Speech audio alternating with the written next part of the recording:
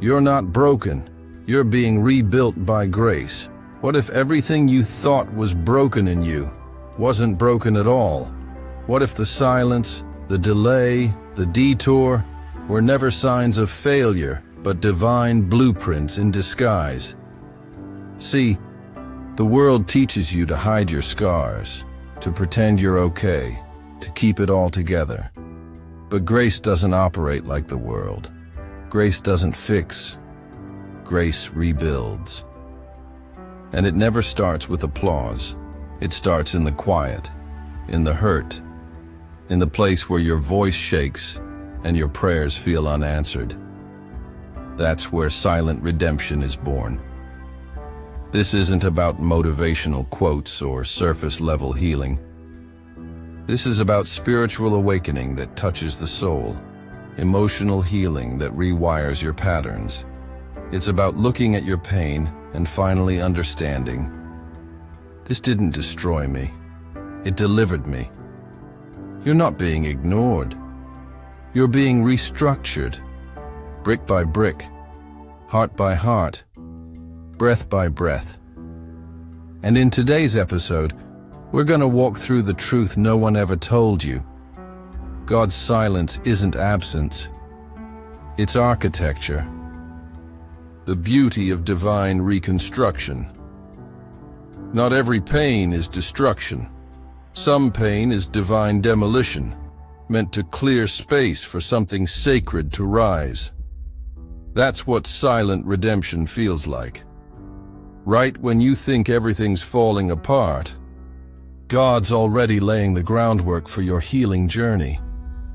Pain doesn't always mean something's wrong. It might just mean something new is being built. You don't remodel a house without tearing down some walls. And God doesn't transform lives without first shaking the foundation. Emotional healing often begins in moments that feel chaotic or unfair. But even in that mess, He's doing holy work. Just like pruning a tree so it can bear more fruit, some things must go before growth can truly begin. In Isaiah 58:12 it says, "You will be called repairer of broken walls, restorer of streets with dwellings." That's a reminder. Your ruins are not useless. They're the blueprints. Every silent transformation begins right there, in the dust, with a God who rebuilds not the same, but better. And if your life feels like it's been stripped down to nothing, maybe it's because the old version wasn't built for where He's taking you next. God is not repairing you. He's rebuilding you differently. There's a reason why God doesn't just patch things up. He's not fixing the old you. He's rebuilding a version of you that never existed before. Silent redemption is not about returning to who you were. It's about stepping into who you were meant to be all along. That's why the healing journey often feels unfamiliar. It's construction, not repair. Think about it. When something breaks beyond repair, you don't glue it back together with the same weakness. You create something stronger, more refined. That's what God does with your soul. Spiritual healing isn't about going back. It's about becoming. And yes, that means releasing identities, routines, even relationships that no longer fit the blueprint. Romans 12:2 reminds us, "Do not conform to the pattern of this world, but be transformed by the renewing of your mind." Transformation requires surrender. And the more you try to hold on to the old version of yourself, the harder the rebuild feels. But when you finally let go, that's when silent transformation picks up speed. And maybe the version of you He's building now is one that can carry the weight of real purpose. Your scars are proof you survived and that you're being sent. Scars tell a story, not of shame, but of survival. They're not there to remind you of the pain. They're there to remind you of the grace that carried you through it. In silent redemption, scars become signs of your healing journey. Every time you see them, you remember, I didn't just survive this. I was shaped by it. That's not a weakness. It's a badge of spiritual healing. When someone walks through fire and lives to tell the tale, we don't question their authority. We listen.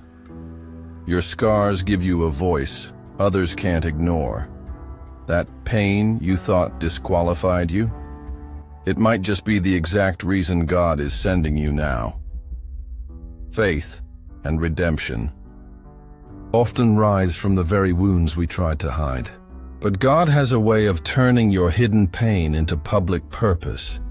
As it says in 2 Corinthians 1:4, He comforts us in all our troubles so that we can comfort those in any trouble with the comfort we ourselves receive from God. Your scars aren't a finish line, they're a sending point. Silent transformation doesn't just rebuild, you get reassigned. And maybe your next mission has everything to do with what almost broke you. The hidden strength behind quiet transformations. Real change rarely announces itself. Silent transformation happens behind closed doors, in moments no one claps for. It's in the prayers whispered through tears, in the choices no one sees, in the quiet yes to healing when it would be easier to stay numb. This is where silent redemption begins to take root. The strongest parts of you are formed in the dark, not on the stage. Think about a seed buried in the soil. It looks like nothing's happening. But deep below, life is breaking through. That's what spiritual awakening feels like. Emotional healing often grows without noise, but one day, the fruit becomes undeniable. You look back and realize God was working when no one was watching. And that quiet strength, that's what holds up your redemption story when storms hit. Jesus Himself said in Matthew 6:6, "Go into your room, close the door, and pray to your Father who is unseen. Then your Father, who sees what is done in secret, will reward you." Heaven honors the unseen. Don't underestimate what's being rebuilt while no one's noticing. This phase of your healing journey might be invisible now, but it's carrying the weight of your future. Your purpose wasn't lost. It was being refined. Sometimes we think our purpose disappeared just because our plans didn't work out. But what if purpose isn't found? It's forged. Silent redemption teaches that purpose doesn't vanish. In the storm, it gets refined. The delay, the detour, the heartbreak, they're not distractions. They're the fire that purifies.